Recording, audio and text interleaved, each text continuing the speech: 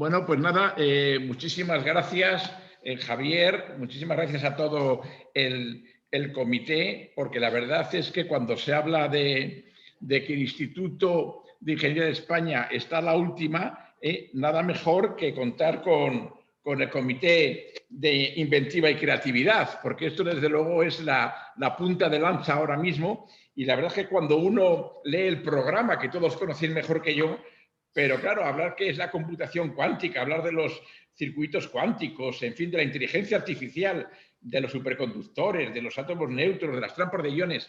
Pero lo que es más interesante, y la verdad va a ser apasionante, va a ser cuando habléis ya, digamos, del campo de aplicación y casos de uso actuales. O sea, yo creo que esto es, ahora mismo va a ser un éxito, la jornada sin ninguna duda. Y yo lo único que quiero deciros a todos es que el Instituto apoya todas estas iniciativas y tanto más este comité que verdaderamente marca la tendencia de lo que siempre pretende ser el Instituto, estar en la cabeza de todas las manifestaciones y todas las innovaciones. Y este campo es el futuro, nadie lo duda. Y la verdad, gran desconocimiento, pues sí que va a poner de manifiesto no solamente la conexión que vamos a tener ahora, que creo que va a haber un número muy importante de asistentes, sino que va a quedar grabado en nuestro canal y seguro que va a ser un referente en los próximos días, incluso me atrevería meses. Nada más, dar las gracias a todos vosotros, sobre todo al profesor, a Román Oruse, profesor Iker Vázquez, de la Fundación Vasca para la Ciencia en el Centro Internacional Físico de Donostia. Y muchísimas gracias, Román. Estamos todos atentos a tus conocimientos y a que nos ilumines con tu sabiduría y darte las gracias de nuevo, porque por mucho que te lo digamos, a mí muchas veces y a nosotros, a muchos que estamos no metidos en este mundo, nos suena a ciencia ficción, nunca mejor dicho. Lo que pasa es que cada vez es menos ficción y más ciencia. O sea que nada más, muchísimas gracias, Javier. Yo ya me retiro porque lo que queréis todos verdaderamente es oír al ponente, que para eso os habéis conectado. Muchas gracias, Javier. Javier, no se te oye. Javier, no se te oye, Javier.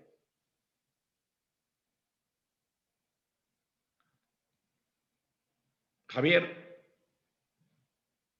Javier, tienes que conectar el micrófono.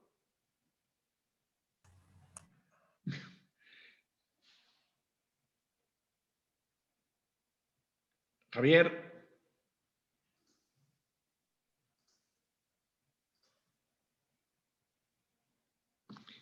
No sé si no nos oye Javier. Yo creo que casi, Román, tendrías que empezar la conferencia, ¿no? Porque, no sé. Sí, como queráis. Parece que se ha quedado congelado, pero se ha quedado congelado, Javier. Sí. Ay, sí. Vale, bueno, pues si... Bueno, que nos despida luego Javier. Exacto. Vale, Román, pues nada, adelante. Perfecto, pues bueno, voy a compartir pantalla. Aquí. Vale, deberíais ver mis transparencias. Bueno, pues nada, sin más dilación empiezo. Muchas gracias, es un placer estar aquí y todo un honor. Pues nada, daros una jornada sobre lo que es la computación cuántica y cuál es el estado del arte y cuáles son las perspectivas de este campo que, como ya habéis comentado, pues es muy apasionante. Bueno, la charla la voy a hacer en castellano sin ningún problema. Las transparencias están en inglés porque están recicladas de otro material que tengo, pero no os preocupéis porque esto lo voy a explicar sin problemas en castellano. Entonces, bueno, vamos a empezar. O sea, el objetivo de hoy es explicaros un poco qué es la computación cuántica, empezando pues desde básicamente cero, cuáles son los principios, en qué se basa, cuál es la idea fundamental, por qué esto se ha desarrollado... Ahora, sí, perdona. Ahora está activado el micrófono mío, ¿no? Sí, ahora sí. Ahora sí que se oye. Bien. Sí. ¿Se oye? Sí, Javier, lo que he dicho, sí. he dicho que empezara él y que luego despedirías tú la jornada. De acuerdo, pero que ya está activado, que se había desactivado, no sé por qué. Muy bien. Pues nada, Román, continúa yo creo, ¿no? Sí. Estupendo. Pues nada, explicaros un poco de qué va esto de la computación cuántica, cuál es el estado del arte actual y bueno, y por qué es tan interesante y por qué se ha desarrollado tanto digamos, en los últimos años. ¿De acuerdo? Y nada, cualquier pregunta, duda que tengáis, Yo estoy abierto, no os cortéis, yo no muerdo a nadie, ¿de acuerdo? Vamos a empezar un poco con lo que es la motivación. ¿Qué es la computación cuántica? Para esto nos tenemos que ir a la física cuántica. La física cuántica es la rama de la física que estudia los sistemas a la escala de Planck. La escala de Planck es una escala muy pequeña de 6,626 por 10 a la menos 34 joules por segundo. Esto es una unidad de energía por tiempo, es lo que los físicos llamamos acción, pero para que os hagáis una idea, esto es la escala en la que viven pues, los átomos, las moléculas, ¿de acuerdo? Es una escala de los componentes fundamentales de la naturaleza. Aquí tenéis un poco en escala logarítmica lo que esto representa. Una persona es básicamente la escala de 1 metro, los átomos están alrededor de 10 a la menos 15 metros. Ahí ya las leyes de la física convencional no funcionan y uno se tiene que, pues bueno, tiene que irse a otras leyes, y en este caso son las leyes de la física cuántica. Como os decía, es la teoría física que gobierna el mundo subatómico, y es la teoría, a pesar de ser muy extraña y estar llena de aparentemente paradojas, la mecánica cuántica es la teoría física más testeada de la historia de la humanidad, con mucha diferencia. Todos los días en los aceleradores de partículas, por ejemplo en el CERN, el Centro Europeo de Física Nuclear, en Ginebra está el acelerador LHC, que es un círculo inmenso por el que se aceleran haces de hadrones en este instante, que es un tipo de partícula, protones, por ejemplo, y se hacen colisionar a muchísima energía. Se hacen colisiones al ritmo de 600 millones por segundo, y de ahí sale muchas cosas nuevas, salen partículas nuevas, la energía, sale de todo. Pues bueno, comentaros que todo lo que sale de ahí al ritmo de 600 millones por segundo en este mismo instante en el que estamos hablando, coincide siempre y nunca ha falseado en ninguna predicción de la teoría cuántica. Es decir, por rara que sea la física cuántica, es la teoría que más se ha testeado experimentalmente en la historia de la humanidad. Es una teoría que empezó alrededor del 1900 con unos problemas que venían básicamente de la termodinámica, el problema de la radiación del cuerpo negro. Empezó con la hipótesis de Planck alrededor de 1900. Planck, él fue el primero que se dio cuenta de que para tener un poco de consistencia en sus ecuaciones había que cuantizar la energía, e introdujo su constante de Planck. Para él no era más que un mero artilugio matemático y murió pensando que aquello realmente estaba mal y que tenía que venir alguien y arreglarlo. Pero Einstein, más adelante, alrededor de 1905, le dio identidad al cuanto de Planck, le llamó fotón. Fue la partícula de luz, ahí es donde nació, y a partir de entonces es cuando se empezó a tomar más en serio que aquello realmente era una nueva teoría. El desarrollo, pues, fue muy rápido. En cuestión de 20 o 30 años aparecieron nombres como ya veis aquí, pues de Broglie, Pauli, Heisenberg, Schrödinger, Dirac, etcétera. Hubo el congreso Solvay, donde esta foto es histórica. Más de la mitad de los que estaban en este congreso, por decir unas 2/3 partes, acabaron siendo premio Nobel. Ahí está Einstein, Lorentz, Marie Curie, todos los padres de la mecánica cuántica, etcétera. Esto pasó en 1927 y más adelante se generalizó, pues digamos, a la teoría de las partículas, ya con Feynman, con Schwinger, etcétera, alrededor de los años 50.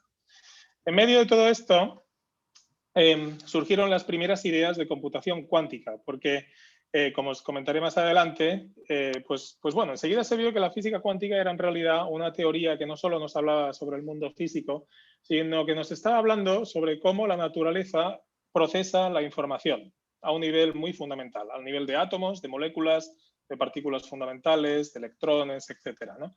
Entonces, bueno, alrededor de básicamente los años 80 empezaron a salir las primeras ideas sobre ordenadores cuánticos. La gente dijo, bueno, ¿y por qué no cogemos los sistemas cuánticos, un átomo, y lo usamos para codificar pues un bit o algo que se parezca a un bit? Y lo procesamos con las leyes de la física cuántica, ¿no? Esto apareció en el 80 con Yuri Mani, en el 81 lo propuso también en paralelo Feynman, y a partir de ahí pues hubo un desarrollo muy rápido también. En el 85 hubo un paper de David Dodge, donde proponía lo que es la máquina universal de Turing cuántica. En los años 90 salieron los primeros algoritmos cuánticos, el algoritmo de factorización, el algoritmo de búsqueda. Luego, básicamente la primera década de los años 2000, empezaron a ver los primeros prototipos de hardware con los que hacer cosas. Y luego, la historia más reciente, ya la conocéis, hubo mucha inversión por parte de compañías privadas y también regiones geoestratégicas del planeta y básicamente en los últimos 5 o 10 años se ha acelerado tanto que ya hay muchos prototipos de hardware cuántico que empiezan a tener cara y ojos y ya se empieza a poder utilizar en algunas aplicaciones en la industria que son relevantes, ¿vale? Esta es un poco la línea de tiempo que ha seguido la evolución de la computación cuántica. Deciros que ya que está transparencia aquí, yo cuando era más joven y tenía menos canas y estaba haciendo la tesis doctoral, siempre que me preguntaban para cuándo íbamos a ver un ordenador cuántico, yo decía que, bueno, esto es algo que probablemente mis nietos lo verán. Y la historia me ha demostrado que en aquel entonces yo era muy pesimista porque hemos llegado a verlo bastante antes de lo que yo predije. Lo que quiere decir esto es que el futuro siempre pasa antes de lo que uno se espera. El desarrollo tecnológico, antes o después, hay una singularidad en alguna parte y se acelera. Esto es un ordenador cuántico hoy. Este es en particular el que tiene IBM. Esto es, pues bueno, es muy bonito, parece casi una lámpara de mi casa. En realidad es un refrigerador. La temperatura va bajando en los distintos platos que veis ahí, arriba del todo esta temperatura ambiente. En el plato inferior está milikelvin. Esto es más frío que el espacio interestelar. Y justo ahí debajo se pega un circuito que está basado en una tecnología que se llama de qubit superconductores. Más adelante os explicaré. Y ese es mi procesador cuántico. Aquí en particular, pues bueno, os he puesto una foto de un procesador con 4 qubits. Un qubit es el bit cuántico, es la unidad básica de información en computación cuántica. Y este es un procesador real de los que tiene IBM en su laboratorio. Estos están ahí en Estados Unidos. Hay distintas formas de construir un ordenador cuántico, os lo comentaré con más detalle más adelante. También se pueden hacer con trampas de iones, por ejemplo. Esta es una foto en la que se ha metido un laboratorio de óptica cuántica entero dentro de un chip, básicamente, y dentro de este chip se han conseguido atrapar 4 iones. Estos iones son átomos normalmente de calcio, a los que se les ha quitado un electrón, tienen una carga eléctrica y se pueden atrapar con campos eléctricos. Y ahí realmente en esta foto que veis, cada uno de estos puntitos es un átomo. Y esto es un registro cuántico con 4 qubits. ¿De acuerdo? Esta es otra de las propuestas que hoy en día pues, tiene mucho potencial de cara a construir un ordenador cuántico. Suena a ciencia ficción, pero esto se está haciendo ya en los laboratorios de hoy en día. Aquí tenéis un ejemplo, ya no estamos en 4 qubits, esa foto era antigua, aquí tenéis un ejemplo con 51. Hoy en día, hablando con la gente que está haciendo esto, pueden llegar fácilmente a 100 o 200 qubits en el registro, ¿vale? Cada uno de estos puntitos puede ser el análogo cuántico de un bit y esto se puede utilizar para procesar información. Muy bien, esto era solo el aperitivo. Entonces, dejadme que os explique un poco desde el principio en qué consiste la computación cuántica y por qué es tan interesante y tan relevante para la tecnología. Todo empezó básicamente con algunas intuiciones de Richard Feynman. Feynman es uno de los físicos más reconocidos de la historia. Él fue el padre fue premio Nobel por sus aportaciones a la teoría cuántica del electromagnetismo, que es una cosa que en física llamamos la electrodinámica cuántica, pero además fue un personaje muy singular. No sé si habéis leído un poquito sobre Richard Feynman. Él, tocaba los bongos en una comparsa de Brasil, abría cajas fuertes, descubrió por qué explotó el Challenger, no sé, tenía su despacho en un club de striptease, era un personaje muy singular. Entre otras cosas, se le daba muy bien explicar. Y era un personaje era un hervidero de ideas, y una de las primeras ideas que tuvo en los años 80 fue que, si vamos a simular la naturaleza, si la naturaleza es cuántica, pues lo tendremos que hacer con un ordenador cuántico, porque si lo intentamos simular con un ordenador convencional, simplemente no estamos siguiendo las mismas reglas y eso es, por definición, muy, muy ineficiente. Feynman tuvo esta intuición y esta fue, digamos, un poco el germen de la idea de computación cuántica. Si queremos simular la naturaleza, pongamos simular un material, pues mejor lo hacemos con las reglas que está utilizando ese material y en este caso pues son las reglas de la física cuántica. Esta es la idea de construir un procesador cuántico. ¿Qué es un procesador cuántico o un ordenador cuántico? Pues bueno, es un procesamiento de la información con las leyes de la física cuántica. Una computación no es más que un cálculo, y un cálculo, vosotros que sois ingenieros lo sabréis muy bien, es, pues bueno, yo tengo un input que viene a ser mis datos de entrada y luego hay algo que genera pues unos cambios, calculo una función, por ejemplo, y luego me produce una salida. Es un flow, un flujo de información entre una entrada y una salida, entre un input y un output. Bueno, este proceso que es tan fundamental, al final del día, pensando casi filosóficamente, esto solo puede estar limitado a nivel fundamental por las propias leyes de la física. Es decir, la física, en última instancia, me tiene que decir lo que es posible computar y no computar, porque es la que me impone los límites de lo que se puede hacer en el universo, ¿no?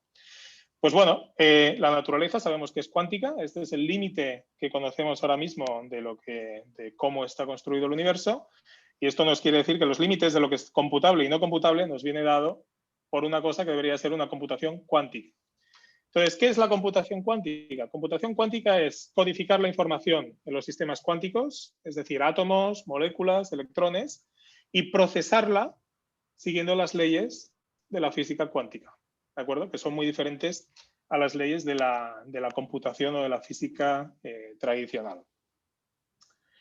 Con computación cuántica, pues bueno, esto enseguida os enseñaré que nos da un poder de cálculo mucho más potente que el que se puede lograr con un ordenador normal.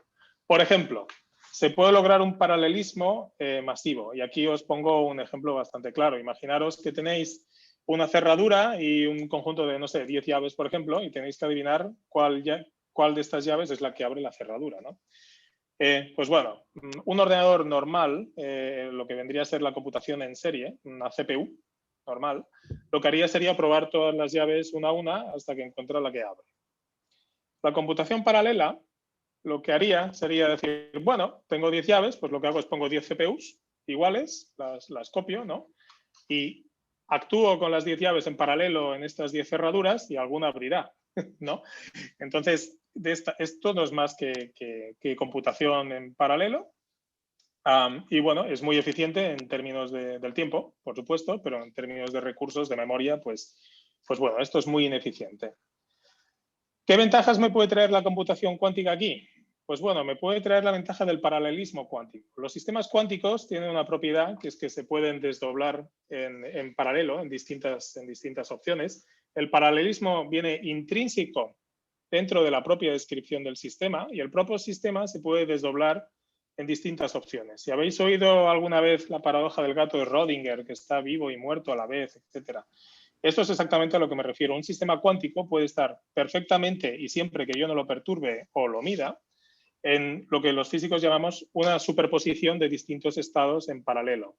Es decir, yo puedo tener una superposición de diversas cerraduras, en este caso, y probar en paralelo todas esas cerraduras, todas esas llaves en la distinta superposición de cerraduras a la vez, y de este modo tengo un paralelismo que es intrínseco. Esto es lo que podría hacer un sistema cuántico, ¿vale? Sería eficiente en el tiempo, por supuesto, porque está paralelizado, pero también sería eficiente en memoria, porque a diferencia en el caso de la computación paralela, aquí no tenemos 10 cerraduras, solo tenemos una, pero la hemos desdoblado en 10, ¿de acuerdo? Esto es una de estas propiedades un poco antiintuitivas de la física cuántica, que es que nos permite poner los sistemas cuánticos en superposición.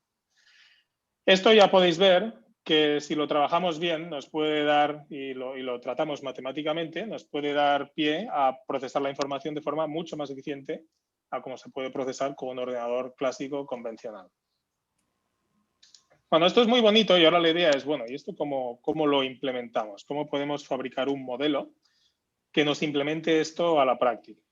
Pues bueno, hay distintas formas en que se puede hacer esto. Lo primero que se pensó fue, pues por analogía con el caso de los ordenadores actuales convencionales, es pues un modelo de circuitos. En el caso de los ordenadores convencionales, una CPU, un procesador, pues bueno, está basado al final del día en puertas lógicas. Y este es un ejemplo pues, de un circuito lógico que vosotros conocéis muy bien. Lo que hace es calcularme una función donde la entrada no es más que una serie de variables que son bits, o son ceros o unos. Por en medio hay todo un conjunto de puertas lógicas. Está, yo qué sé, el AND, el OR, el SHOR, el NOT, etcétera. Y al final obtengo pues, un output, una salida, que también es un registro de bits, ¿de acuerdo? Entonces esto me calcula una función que dependiendo del valor del input, pues me da un output, ¿no? Y mi función pues la codifico en términos de una serie de puertas lógicas que digamos que son fundamentales que me ejecuta una serie de instrucciones. Bueno, pues lo primero que se pensó es que en computación cuántica se puede hacer algo parecido. Entonces hay un modelo en computación cuántica que es el llamado modelo de circuitos cuánticos. Este es el análogo de los circuitos lógicos, de puertas lógicas en computación convencional. Aquí cada línea no representa un bit, sino que representa un bit cuántico. Un bit cuántico, así como el bit convencional puede estar en el 0 y en el 1, el bit cuántico es un sistema también cuántico, pero de 2 niveles. Y al tratarse de un sistema cuántico de 2 niveles, puede estar, como os decía antes, en superposición, es decir, puede estar en el 0, puede estar en el 1, o puede estar en lo que nosotros llamamos en el 0 y en el 1 a la vez. ¿De acuerdo? Esto, la forma de representarlo mentalmente es con un vector. Si os acordáis un poquito de álgebra, pues esto os lo podéis imaginar como un sistema de coordenadas. El 0 es las abscisas, el 1 es el eje vertical y entonces, por ejemplo, 0 más 1, que vendría a ser el equivalente a estar en 0 y en 1 a la vez, pues vendría a ser como un vector que tiene pues 2 coordenadas, una en el 0 y otra en el 1. ¿De acuerdo? Esta es la descripción matemática. Bueno, pues esto es un circuito cuántico. Cada una de estas líneas representa un bit cuántico, que es el análogo cuántico del bit, o un qubit. Hay puertas lógicas cuánticas también. Estas puertas lógicas cuánticas son unas determinadas puertas que se llaman unitarias. No se puede hacer cualquier cosa. Son transformaciones en lo que vendría a ser este espacio vectorial que me define a mi bit cuántico. Y esta, por ejemplo, podría ser una puerta lógica sobre un qubit, ¿de acuerdo? También se pueden hacer puertas lógicas sobre más de un qubit. Esto es un control node, por ejemplo. Es exactamente la misma que en el caso clásico, pero se puede aplicar al caso cuántico, etcétera. Luego, en un circuito cuántico también hay otro elemento que hay que introducir, que es la medida. Yo voy y observo mi sistema. Y estas medidas, pues bueno, se reproducen de esta manera y después, dependiendo del resultado de la medida, que suele ser un bit clásico, 0 o 1, pues se puede actuar después en el sistema cuántico de una u otra manera. En definitiva, un circuito cuántico no deja de ser más que el análogo del circuito lógico, pero aplicado a la mecánica cuántica. Es el primer modelo que se propuso y también es el más lógico. Este, por ejemplo, es un circuito cuántico con 3 qubits. Esto podría ser pues, un determinado proceso para un sistema cuántico con 3 partículas, como podría ser estas 3 de aquí, que podrían ser 3 iones. De hecho, son 3 iones atrapados en una trampa de iones, como la que os he enseñado antes. Y esto podría ser pues, una serie de puertas lógicas cuánticas que actúan en cada uno de estos iones. ¿De acuerdo? Primero en el ion de abajo, después esta puerta lógica de aquí actúan los dos de abajo, luego está esta otra de aquí que actúan los dos de arriba, etcétera. Y al final se hace una medición, ¿de acuerdo? Y es el resultado de mi cálculo. Este es un modelo de computación cuántica que se llama el modelo de los circuitos cuánticos y es el que se ha usado durante muchos años para desarrollar pues, buena parte de los algoritmos cuánticos que se usan hoy en día. Y de hecho, por ejemplo, el ordenador cuántico de IBM, el de Google, etcétera, cuando vosotros oigáis hablar de un procesador cuántico universal, está trabajando con este tipo de modelo. ¿Qué algoritmos se pueden desarrollar con un ordenador cuántico? Pues bueno, se pueden hacer a día de hoy muchas cosas. El campo está explotando exponencialmente rápido. Durante un periodo de tiempo hubo bastantes pocos algoritmos cuánticos porque, bueno, la intuición para desarrollar y diseñar estos algoritmos es muy diferente a la intuición clásica o convencional, como ya os podéis imaginar. Pero en los últimos años ha habido un desarrollo muy rápido porque, bueno, se han desarrollado bastantes herramientas matemáticas y hoy en día pues se pueden hacer muchas cosas. Está, por ejemplo, el algoritmo de Grover para hacer búsquedas en bases de datos desestructuradas. Hay muchas aplicaciones en álgebra lineal, por ejemplo, para solucionar sistemas lineales, para invertir matrices, para verificar productos de matrices, para muchos distintos tipos de algoritmos matemáticos para homología, para problemas de grafos, también. El problema del viajante, calcular grafos densos, subgrafos más o menos conectados, el camino mínimo entre dos puntos, etcétera, etcétera, etcétera. Luego también algoritmos de inteligencia artificial cuántica, como el análisis de componentes principales cuántico, máquinas de soporte vectorial cuántico, estos son clasificadores, redes neuronales cuánticas también, Sí, algoritmos de simulación para simular ecuaciones diferenciales de las difíciles, la ecuación de Rödinger, la ecuación de Navier-Stokes, etcétera, etcétera, etcétera. Hay toda una lista muy larga de algoritmos cuánticos que la gente ha estado desarrollando. Si tenéis interés, os podéis echar un vistazo a esta página web que pongo aquí. Se llama el Zoo de los algoritmos cuánticos. Es muy interesante porque el que lleva esta página web la intenta tener actualizada y ahí se van poniendo pues, los últimos descubrimientos que van saliendo. Pero bueno, hoy en día la gente habla de la transformada de Fourier cuántica, de los random walks cuánticos, del Monte Carlo cuántico, del aprendizaje automático cuántico, de factorización, de redes neuronales cuánticas, de optimización cuántica, etcétera. Para todo esto, pues ya existen distintos algoritmos que, una vez esté preparado el hardware, se puede utilizar. Dejadme que os diga, os explique un ejemplo de un algoritmo cuántico que ha sido revolucionario. Es el algoritmo de factorización. Este algoritmo soluciona un problema que es muy sencillo. Es el problema de, dado un número entero, encontrar su descomposición en números primos. Por ejemplo, si yo os doy 15, descomponerlo en su descomposición de números primos, que es 5 por 3. Este caso es muy sencillo y aquí pues no hay ningún tipo de dificultad, pero si os doy un número entero muy grande, de 600 y pico dígitos, por ejemplo, este problema de golpe es muy difícil, ¿vale? Es tan difícil que, bueno, la seguridad de algunos sistemas criptográficos está basada precisamente en que los algoritmos que tenemos en los ordenadores convencionales para solucionar este tipo de problemas, pues escalan muy mal. Por ejemplo, para 617 dígitos necesitaríamos muchísimo tiempo, algo que es absolutamente inabarcable.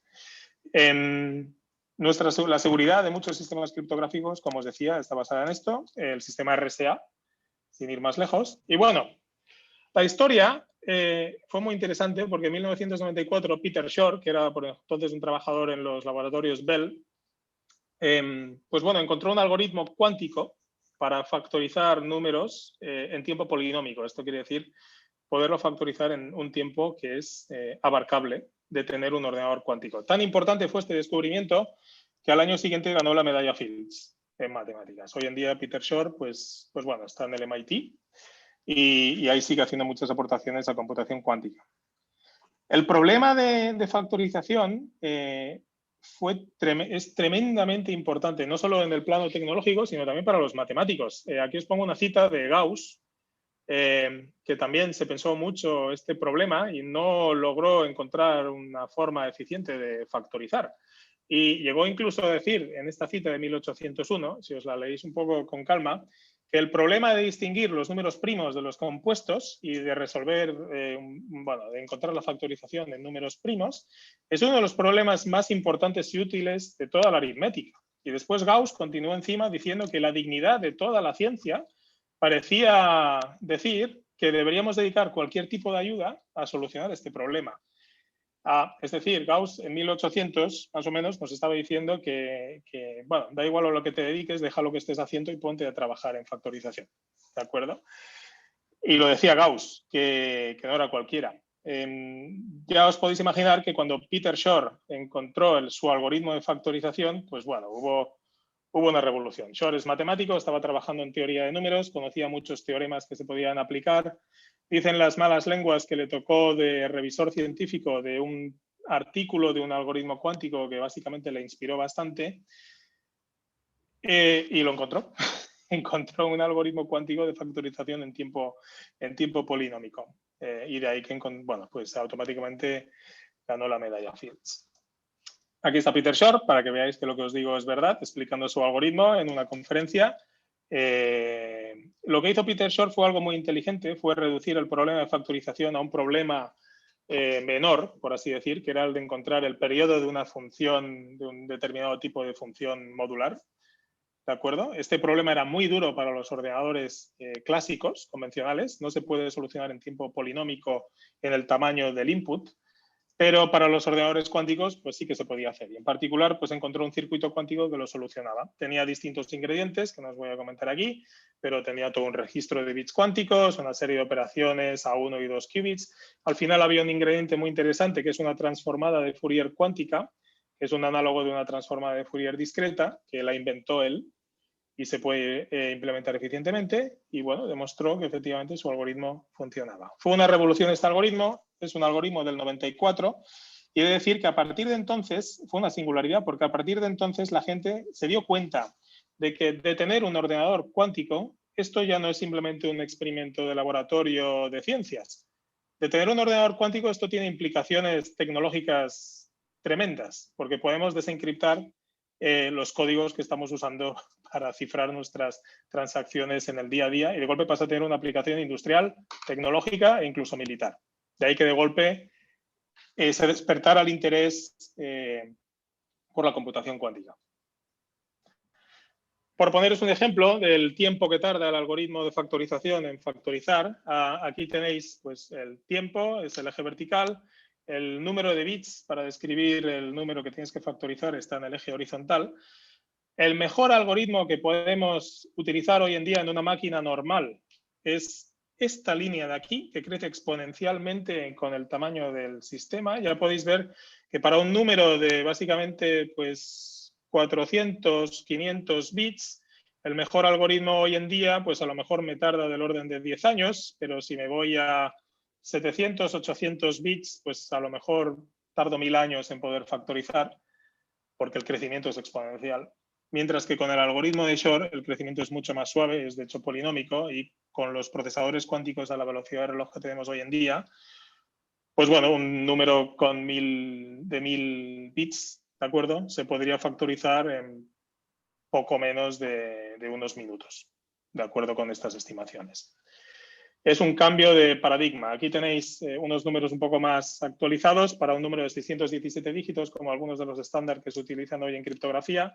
Con el mejor algoritmo clásico, tardaríamos del orden de 317 trillones de años, que ya os podéis imaginar que no es muy práctico, mientras que de tener un ordenador cuántico que funcione bien, con el algoritmo cuántico de Shor tardaríamos alrededor de 8 horas, según la última estimación. Ya podéis ver que la computación cuántica lo que nos está diciendo es que manipulando la información con sistemas cuánticos, de golpe se pueden resolver problemas que antes no se podían resolver, simplemente porque eran inabarcables o intratables. Aquí hay una estimación de más o menos cuántos qubits vamos a necesitar para poder factorizar los números que se usan hoy en RSA, en criptografía. Las últimas estimaciones dicen que se hacen falta del orden de 20 millones de qubits. Yo diría que más o menos cada año, cada 2 años, esta estimación va bajando porque la gente encuentra trucos para acelerar los algoritmos y también para poder hacer el procesador de información de forma más eficiente. Pero hay que decir que, bueno, esta es una de las aplicaciones más espectaculares de la computación cuántica, pero también, en mi opinión, va a ser una de las que va a tardar más en llegar. ¿De acuerdo? Más adelante os explicaré algunas que están más al alcance de lo que estamos teniendo y fabricando hoy en día. Otro algoritmo que surgió un par de años después del algoritmo de factorización fue el algoritmo de búsqueda. Este es un problema mucho más general que el de factorización. La aceleración no es tan espectacular como en factorización, donde es una aceleración exponencial. Aquí la aceleración es simplemente, pues bueno, se consigue sacar un factor cuadrático, pero es un problema universal. Es el problema de búsquedas en bases de datos desestructuradas. Es decir, si a vosotros yo os doy un listín telefónico y os pido, os pregunto por cuál es mi teléfono, pues lo vais a tener muy fácil porque está ordenado, digamos, alfabéticamente, y buscáis mi nombre y enseguida encontráis mi número. Pero si yo os juego con vosotros al revés y os doy un número de teléfono cualquiera y os pregunto, bueno, dime a quién corresponde este número. Pues lo mejor, si no os doy más información, lo mejor que podéis hacer es mirar todos los números uno a uno hasta que encontráis el que estáis buscando, ¿de acuerdo? Este es el problema de búsqueda en una base de datos desestructurada. Esto es un problema con múltiples aplicaciones. Como ya lo sabéis, en Internet nos pasamos el día buscando en Google, en el ordenador. Esas bases de datos están más estructuradas, pero pese a todo, el problema de búsqueda es algo que es muy, muy importante en la tecnología actual. Se sabe muy bien que este tipo de búsquedas en bases de datos desestructuradas, lo mejor que se puede hacer con un ordenador convencional, el mejor algoritmo es este que os acabo de decir, ir mirando todos uno a uno hasta que encuentres el que tienes, porque como no tienes ninguna estructura, no sabes por dónde empezar. En el caso cuántico, hay un algoritmo cuántico que bueno, surgió en 1994, un físico indio, Love Grover, que estaba trabajando en Estados Unidos, encontró que con un algoritmo cuántico se podría hacer una búsqueda en una base de datos en un tiempo que mejora cuadráticamente lo que se puede hacer en el caso clásico. Es decir, si yo tengo una base de datos con n entradas y en el caso clásico tengo que mirarme las n, en el caso cuántico el número de llamadas a la base de datos es del orden de la raíz cuadrada de n. Esto no parece muy espectacular, pero si el número de entradas en la base de datos es 400, pongamos, pues bueno, esta es la diferencia entre llamar a tu base de datos 400 veces o llamarla 20. Y ya os podéis imaginar que si vuestra base de datos tiene millones de entradas, pues aquí la diferencia empieza a ser ya bastante apreciable, ¿de acuerdo? Es un algoritmo que surgió, como os decía, justo poco después del algoritmo de Shor, y es de los que más cuesta implementar también a la práctica, pero también sirvió para enseñar al mundo que con un ordenador cuántico se pueden hacer cosas que simplemente con un ordenador convencional pues no se pueden hacer. Otra cosa que se puede hacer con un ordenador cuántico, y aquí ya nos acercamos más a los problemas al estado del arte actual, es optimizar. Optimizar es encontrar el mínimo o el máximo de una función. Esto es algo que aparece transversalmente en todos los campos de la ingeniería y de la tecnología. Si tu función se comporta muy bien, pues normalmente suele ser fácil encontrar el mínimo o el máximo, como el caso de aquí de la izquierda, pero si tu función es un horror, como este caso de aquí de la derecha, y está llena de picos y de valles, pues normalmente todos los algoritmos que conocemos se quedan atascados en alguna parte, ¿de acuerdo? Entonces, encontrar el mínimo global, por así decir, la mejor solución, la que minimiza una función muy compleja, esto es un problema que es computacionalmente muy duro y es uno de los problemas intratables en computación actual. Campos de aplicación, ejemplos prácticos, optimizar el tráfico en las ciudades, ¿de acuerdo? Minimizar el número de atascos que uno puede tener. Bueno, aquí tenéis una foto de un caso un poco extremo. Esto me parece que era en India. Pero también, por ejemplo, calcular los estados de mínima energía de una molécula compleja. Esto también es un problema de optimización. De todas las configuraciones que puede tener mi molécula, ¿cuál es la que minimiza la energía? También el problema del plegado de proteínas. Las proteínas, pues bueno, tienen una estructura que es tridimensional, pero en realidad son una cadena y la forma en cómo se pleguen tridimensionalmente hace que tengan a la práctica unas propiedades u otras completamente diferentes. Y al final la proteína se plega de forma que minimiza la energía, ¿de acuerdo?, de la proteína. Entonces, encontrar ese mínimo es algo muy, muy difícil. También en finanzas, el problema de optimizar una cartera de inversiones. ¿Cómo voy a invertir yo el dinero de mi plan de pensiones en, digamos, las acciones del BBVA, de CaixaBank, de Indra y de alguien más del IBEX 35, por decir algo, para maximizar el retorno y poderme jubilar con el máximo de beneficio? ¿De acuerdo? Este es un problema muy duro en finanzas, tan duro que es intratable, y esto también es un típico problema de optimización. Entonces, ¿cómo lo podemos hacer? Bueno, aquí hay una idea que es genial, que es decir, bueno, pues la naturaleza, ya que somos físicos, pues bueno, ¿qué es lo que hace la naturaleza? A la naturaleza le gusta vivir en el estado de mínima energía constantemente. Tú pones una pelota arriba de un valle y enseguida tiende a caerse. Cojo este boli, lo pongo así en vertical y a no ser de que afine mucho, pues enseguida se me cae, ¿no? Porque esa es una configuración de menor energía. Entonces, bueno, aquí la idea genial es decir, pues bueno, me voy a coger mi función coste que quiero minimizar, la voy a mapear o la voy a trasladar a un sistema físico, ¿de acuerdo? Por ejemplo, un sistema magnético. Voy a intentar codificarla en la función energía de algún sistema magnético que yo me pueda fabricar y voy a dejar que mi sistema físico se relaje y se vaya a la mínima energía. Y este puede ser pues, un posible algoritmo de optimización, porque una vez tengo mi sistema físico que se relaja a la mínima energía, leyendo en qué configuración está mi sistema físico, yo puedo leer cuál es el óptimo de mi función coste, ¿no? Esta idea se ha utilizado en distintos algoritmos, no solo cuánticos, sino también clásicos. Hay una cosa que se llama el annealing cuántico, que es enteramente clásico y se ha utilizado mucho y funciona muy bien en algunas determinadas situaciones. En computación cuántica hay un modelo de computación cuántica que se basa enteramente en esto, en optimizar, de forma cuántica es lo que se llama la computación cuántica diabática y es completamente universal, es tan potente e idéntico al modelo de los circuitos cuánticos que os estaba explicando antes. Y luego hay otra cosa que se llama el annealing cuántico, que viene a ser una implementación no ideal de esta computación cuántica diabática. Es decir, los sistemas a la práctica pues tienen una temperatura que hace que fluctúen. Normalmente las operaciones que uno que hace pues tienen un error, etcétera. Entonces a este modelo de computación se le llama el annealing cuántico, no es universal, en el sentido que no se puede hacer cualquier computación cuántica arbitraria, pero sí que nos sirve para optimizar funciones de forma muy eficiente. Entonces, bueno, la computación cuántica diabática, esto salió alrededor del año 2000, 2001, es gracias a estos 4 señores de Boston. Eddie Fari, que entonces era el director del Departamento de Física Teórica de MIT y ahora mismo trabaja para Google. Goldstone, que es un físico de mucho renombre, había hecho muchas contribuciones en física de partículas. Goodman, que es un matemático de la Universidad de Boston.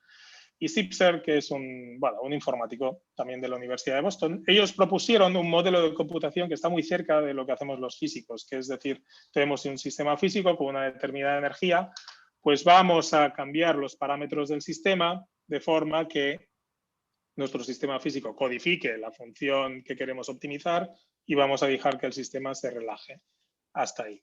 Este modelo de computación se ha estado estudiando durante muchos años. Como os decía, se llama computación cuántica diabática y es en lo que están basados algunos de los procesadores cuánticos que se están fabricando en la actualidad. El annealing cuántico no es más que esta idea, pero simplemente diciendo que, bueno, a la práctica en un laboratorio pues puedes tener temperatura, tus sistemas fluctúan, las evoluciones no tienen por qué ser muy finas ni muy lentas, podemos hacer cosas que no sean particularmente óptimas, etcétera. Y debido a todo esto, pues a lo mejor no acabamos en el mínimo global de la función, sino que acabamos en otro sitio. Entonces, bueno, muchas veces lo que pasa es que se repite el proceso muchas veces y se hace lo que se llama un sampleado de posibles soluciones. Y esto es lo que se ofrece hoy en día. El annealing cuántico es básicamente esto. Un tipo de computación cuántica que te ofrece soluciones óptimas o cuasi óptimas a problemas de optimización. Y están basados en coger tu función coste y traducirlo a un sistema físico que dejas básicamente relajar e ir al estado de mínima energía. Otro tipo de algoritmos que se están desarrollando hoy en día, estos están muy bien adaptados a los procesadores que estamos trabajando, con los procesadores que estamos trabajando en la actualidad, son los que tienen que ver con el aprendizaje automático cuántico. Estoy seguro de que habéis oído hablar del machine learning, toda esta historia sobre las redes neuronales, el deep learning, estos algoritmos que aprenden a jugar al Go y luego te ganan, o que reconocen imágenes, o que incluso son capaces de generar imágenes falsas, ¿no? Bueno, todo esto está basado en algoritmos clásicos, ¿de acuerdo? Como las redes neuronales, que son heurísticos. No se sabe muy bien por qué funcionan, no hay una teoría detrás de ellos, pero están basados un poco en cómo funciona la conectividad de las neuronas en el cerebro, ¿no? Entonces hay una serie de métodos ahí en los que yo no voy a entrar, pero ya cada vez están más estudiados y bueno, funcionan muy bien para determinadas situaciones, ¿no? Pues bueno, de todo eso existe una versión para ordenadores cuánticos. Es lo que se llama el Quantum Machine Learning o el aprendizaje automático cuántico. Entonces, ¿qué es el Quantum Machine Learning? Pues bueno, es la intersección entre lo que es la computación cuántica y el aprendizaje automático. Es cómo diseñar e implementar software y algoritmos de computación cuántica que puedan aprender de alguna manera. Es cómo hacer que un ordenador cuántico aprenda, por ejemplo, a distinguir que en una foto aparece un perro o aparece un gato, ¿vale? O a distinguir que en una determinada declaración de la renta uno está haciendo fraude o no está haciendo fraude, ¿vale? ¿Cómo le podemos enseñar a un ordenador cuántico? Pues bueno, hay distintas estrategias, del mismo modo que hay distintas estrategias con los ordenadores clásicos. Estos ordenadores clásicos, los algoritmos de redes neuronales, se entrenan, ¿no?, mediante algoritmos de optimización que son heurísticos. Pues exactamente lo mismo pasa en el caso de un ordenador cuántico. Se pueden aplicar, pues bueno, puertas lógicas cuánticas que dependan de algunos grados de libertad y esto se acaba de afinar para que, por ejemplo, tú tengas un circuito cuántico que te sea capaz de reconocer perros o gatos. Esto se puede hacer. ¿Qué tipos de algoritmos tenemos? Pues bueno, depende de los datos. Porque los datos pueden ser o clásicos, yo puedo entrar cadenas de bits a mi algoritmo, o pueden ser cuánticos, yo puedo entrar estados cuánticos de un átomo, ¿vale? Y el output, el resultado del algoritmo, también puede ser clásico, puede ser una cadena de bits, decirme si una foto es un perro o un gato, eso es un bit, 0 o 1, ¿no? O también puede ser cuántico, podría ser un átomo, un determinado estado cuántico que más adelante quiero utilizar para hacer lo que sea, otra tarea. Entonces, dependiendo de lo que tengamos, tenemos distintos tipos de algoritmos. Por ejemplo, si el input y el output es clásico, el ejemplo típico aquí es el de las redes neuronales. Si el input es clásico, pero el output es cuántico, pues tenemos support vector machines. Luego tenemos otros tipos de algoritmos como Quantum State Tomography, que es un tipo de algoritmo básicamente para medir estados cuánticos. Y luego, si tanto el input como el output es cuántico, pues hay un algoritmo que es muy interesante, que es el de invertir matrices. Se pueden invertir matrices en un ordenador cuántico con una aceleración exponencial, ¿de acuerdo? Respecto al caso convencional. No voy a entrar en mucho detalle sobre esto, simplemente deciros que es algo que es un campo de investigación hoy en día muy activo. Todos los días salen artículos nuevos sobre algoritmos de aprendizaje automático cuántico. Hay un artículo muy interesante del Nature de 2017, que a día de hoy ya está un poco obsoleto, pero que es un buen sitio donde ver bastante bien lo que se podía hacer ya por aquel entonces. Ya aquí podéis ver unos cuantos ejemplos de algoritmos. Los que estéis un poco familiarizados con la inteligencia artificial convencional, aquí seguro que os van a sonar muchas cosas, como el perceptron, el análisis de componentes principales, el reinforcement learning, etcétera, etcétera. De todo esto hay una versión cuántica y en todos estos algoritmos existe una aceleración en mayor o menor medida, que puede ser o bien exponencial o bien cuadrática. ¿Qué se puede hacer con un algoritmo cuántico? Con un ordenador cuántico, perdón, y cuánto vamos a tardar en verlo realizado. Bueno, pues esto depende de la aplicación. Aquí os pongo un cuadro de una consultora que es Gartner, en donde cada puntito es una posible aplicación de un ordenador cuántico. Y en el eje horizontal lo que veis es el tiempo a mercado, es decir, cuánto se estima que se va a tardar en tener eso a la práctica, mientras que en el eje vertical veis el impacto que se espera. Entonces ya podéis ver que, por ejemplo, factorizar es algo que va a tener mucho impacto, pero bueno, vamos a tardar todavía bastante en poder factorizar números razonables, ¿no? Pero hay otras aplicaciones, como estas dos que tengo marcadas en rojo, que tienen mucho impacto. Yo creo que esta de aquí abajo tendría que ir más arriba, porque es optimización, y que van a venir más pronto que tarde. Para estas aplicaciones, los procesadores cuánticos que empezamos a tener hoy en día, que son pequeños, ruidosos, son prototipos, etcétera, ya pueden empezar a funcionar. Estas dos que os marco aquí son problemas de optimización cuántica, como los que os comentaba antes. Y también, bueno, aquí pone support vector machines, pero son precisamente estos algoritmos de inteligencia artificial cuántica, de aprendizaje automático cuántico. Estos algoritmos de aprendizaje automático cuántico, del Quantum Machine Learning, son muy robustos y están particularmente bien diseñados para los procesadores cuánticos que estamos empezando a tener hoy en día, que son pequeños, ruidosos, insisto, y que tienen pocos qubits, ¿de acuerdo? Se puede hacer incluso un algoritmo de estos con un único qubit. Se puede hacer un clasificador universal con un qubit. Y ahora viene la pregunta, ¿y cómo lo construimos? Entonces, dejadme explicaros en lo que me queda sobre cómo se construye un ordenador cuántico hoy en día, cuáles son las propuestas que hay, cuál es el estado del arte y cuáles son las aplicaciones en la industria que ya se están empezando a dar. Vamos a ver. Si os vais a Wikipedia, veréis que hay muchas propuestas para hacer un ordenador cuántico. Aquí os pongo la lista que aparece en Wikipedia, que creo que hay 20 y pico, y seguramente se queda corta. ¿Por qué hay tantas? Bueno, del mismo modo que al principio, en la era inicial de los ordenadores clásicos, la forma de fabricar un procesador no estaba para nada clara. Al principio esto se hacía con válvulas y con engranajes, ¿no? Y hoy en día lo hacemos con circuitos semiconductores. porque lo hemos conseguido miniaturizar gracias a eso y gracias al transistor. En el ordenador cuántico, digamos que estamos todavía en la fase inicial. Estamos como los ordenadores normales en los años 30, que ocupaban una habitación entera.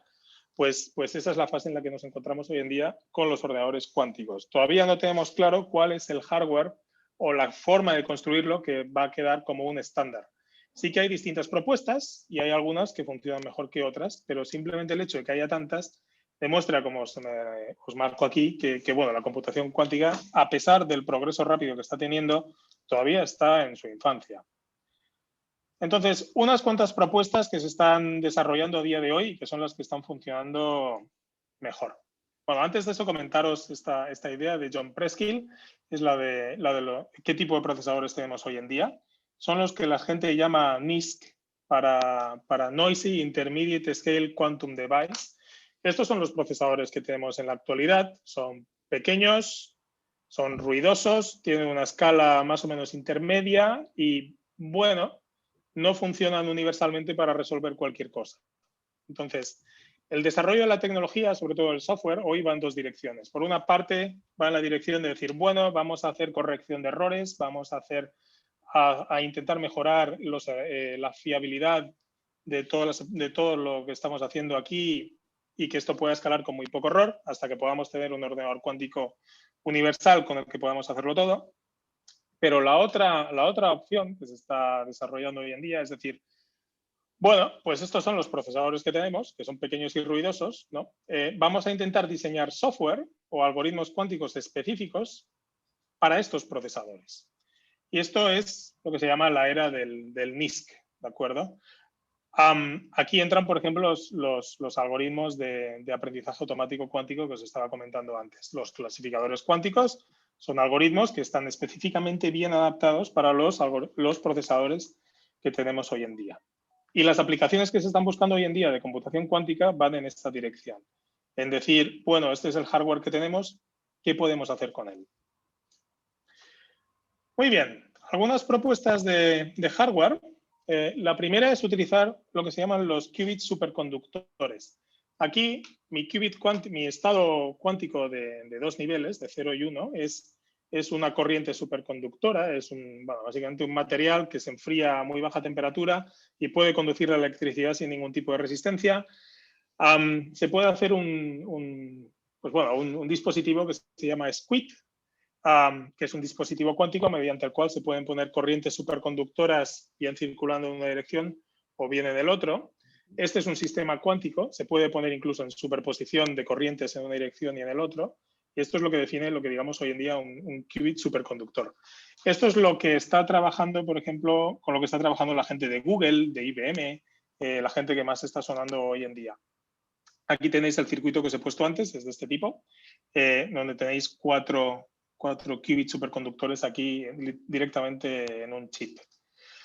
Gente que esté trabajando con esta tecnología hoy, pues D-Wave, que es una compañía canadiense que hace annealers cuánticos, en Rigetti, que es una startup de San Francisco, IBM, que son los que más suenan, Google también, Alibaba, Baidu, todos estos en China, en fin, es de lo que más se está desarrollando en la actualidad. Otro tipo de tecnología, las trampas de iones. Como os decía al principio, se puede coger un átomo, típicamente de calcio o de potasio también, se le puede quitar un electrón y ahora ese átomo, al quitarle un electrón, tiene una carga eléctrica y se puede atrapar con campos eléctricos. Y ese átomo, los estados excitados y desexcitados de ese átomo se pueden utilizar para definir un qubit. Por ejemplo, excitado es el 1, desexcitado es el 0, ¿no? Esto es una propuesta que vino precisamente también de un español, de Ignacio Cirac, hace ya bastante tiempo, cómo construir un ordenador cuántico con una trampa de iones. Y tiene muchas posibilidades, porque es una propuesta que es muy robusta, es muy estable, y hay compañías que están poniendo mucho dinero y esfuerzo en hacer esto. Además, tiene una cosa muy bonita esto, que es que la unidad fundamental de información, lo que es el qubit aquí, es natural, es un átomo. Mientras que en los circuitos superconductores pues la tenemos que construir nosotros y es una corriente y tal, y parece que es algo más sucio. Aquí, más fundamental que un átomo, en la naturaleza hay pocas cosas. Es algo muy limpio y eso significa que nos hemos quitado encima muchas fuentes de error. Así es como funciona una trampa de iones. Se atrapan los iones con láseres. Aquí veis un ejemplo. Esto es muy, muy pequeñito. Es una trampa de radiofrecuencias de las primeras que se usaban. Esta en concreto es de Innsbruck. Aquí veis una foto con 4 iones. Hoy en día se ha miniaturizado todo y se ha puesto esto dentro de un chip. Como por ejemplo aquí. Esto es un chip que no es más grande que mi uña del pulgar. Y aquí en medio es donde se atrapan los iones. Uy, va, ¿qué he hecho? Me he puesto a pintar la transparencia. Vale.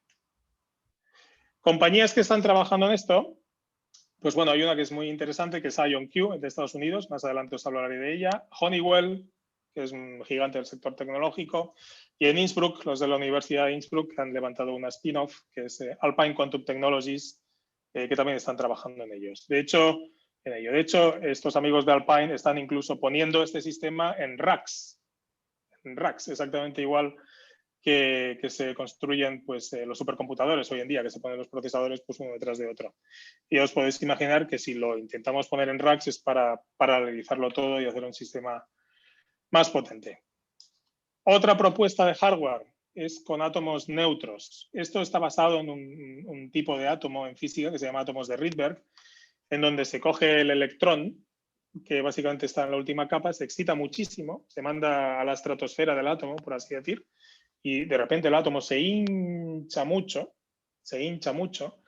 pasa a ser muy estable y se puede aproximar casi por un átomo de hidrógeno, es decir, por un electrón que está por ahí volando muy lejos y que ahí en el centro ve una especie de protón, ¿vale? Que en realidad no es un protón, es un núcleo, pero está apantallado por una nube tremenda de electrones, pero a la práctica tiene carga +1, ¿vale? Porque solamente hemos quitado un electrón hacia arriba y se puede aproximar muy bien por la física del átomo de hidrógeno.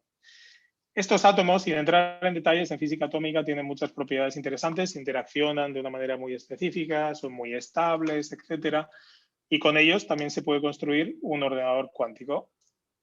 Por ejemplo, esto es un sistema de átomos neutros, como estos que os enseñaba ahora.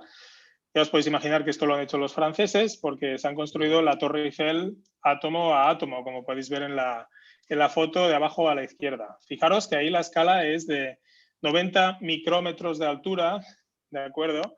Por 110 micrómetros de ancho y 120 micrómetros de profundidad. Esto es realmente pequeño y cada puntito en cada una de estas fotos es un átomo. Estos átomos se pueden manipular de forma muy eficiente utilizando pinzas ópticas. La interacción entre ellos se conoce muy bien y se puede fabricar un procesador cuántico con ellos. De hecho, hay una compañía que se llama Pascal, que está en Francia, que dice que el año que viene quiere llegar a tener entre 100 y 1000 qubits. Yo lo creo que, bueno, esto es un poco optimista, pero bueno, ojalá lleguen a tenerlo utilizando este tipo de tecnología. ¿Quién está haciendo esto en el mundo? Pues bueno, como os decía, Pascal con Q. Estos son los franceses, están en París y Francia se lo ha tomado muy en serio y no oficialmente ha declarado que esto va a ser el ordenador cuántico francés. ¿De acuerdo? Porque les ha puesto mucho dinero y ha iniciado una estrategia nacional en computación cuántica que está completamente centralizada alrededor de esta máquina. Luego en Estados Unidos hay otra empresa que se llama ColdQuanta, que también viene de un grupo de otra universidad que también están desarrollando el mismo tipo de tecnología y a día de hoy pues bueno, están ofreciendo también unas prestaciones muy, muy interesantes. Finalmente, otro tipo de tecnología para fabricar un ordenador cuántico es la fotónica, utilizando láseres. Utilizando láser y fibra óptica se puede procesar también la información. Podemos codificar mi qubit, puede ser el estado cuántico de un fotón, por ejemplo, la polarización. Si el campo eléctrico vibra en esta dirección vertical o en la dirección horizontal. Si la onda electromagnética gira en este plano, o sea, está vibrando en este plano o en el otro, ¿no? Es una forma de codificar un qubit. También se puede codificar de otras maneras, en distintos grados de libertad de lo que es el fotón, del láser, ¿no? Hay distintas propuestas para construir un ordenador cuántico fotónico. Tiene ventajas e inconvenientes. La ventaja es que los láseres funcionan a temperatura ambiente y no hay que enfriar nada, como os decía al principio. Las desventajas es que la luz es muy difícil de hacerla interactuar consigo misma. Si tú enciendes aquí una bombilla y aquí otra, no ves que salgan chispas en medio cuando choca la luz, ¿no? Esto es porque la luz consigo misma tiene muy poca probabilidad de interactuar. Entonces, esto hay que fomentarlo para poder hacer interacciones entre entre qubits y es bastante complicado, pero se puede hacer.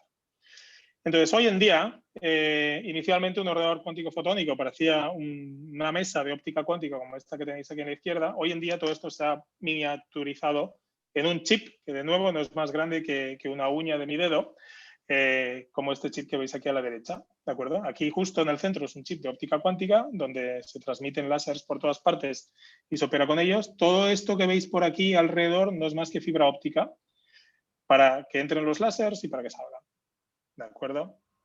Así es como funciona, un poco más en detalle.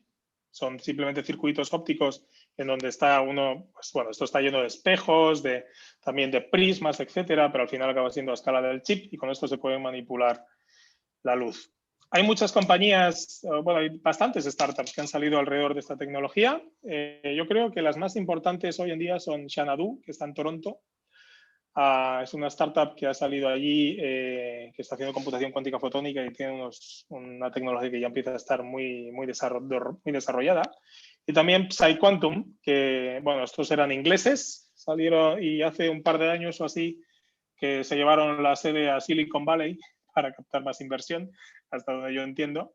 Luego también están Orca Computing, que también son británicos, y Quandela, que está en París también. Muy bien, entonces, ¿qué tenemos hoy en día? Pues bueno, hoy en día, os resumo brevemente, Google apareció hace un par de años diciendo que había logrado la supremacía cuántica. Esto lo que quiere decir es que con su circuito cuántico, con su procesador cuántico, habían logrado solucionar un problema que simplemente no podrían haber resuelto utilizando toda la tecnología y todos los recursos de computación clásicos disponibles. ¿De acuerdo? Era un problema muy académico, pero marca una singularidad, marca la primera vez en la que tenemos realmente algo, un problema, que solo podemos resolver con un procesador cuántico y no podemos resolverlo con un ordenador convencional ni que tengamos todos los recursos del universo. A nivel fundamental, esto lo que nos viene a decir es que no hay nada en contra en la naturaleza no hay nada en contra de la computación cuántica, básicamente. Y a nivel práctico nos viene a decir que efectivamente esto se puede construir. Esto sucedió en 2019. Hoy en día todavía está bajo debate, hay que dejarlo claro, porque hay gente que cree que lo puede simular, otros que no, etcétera.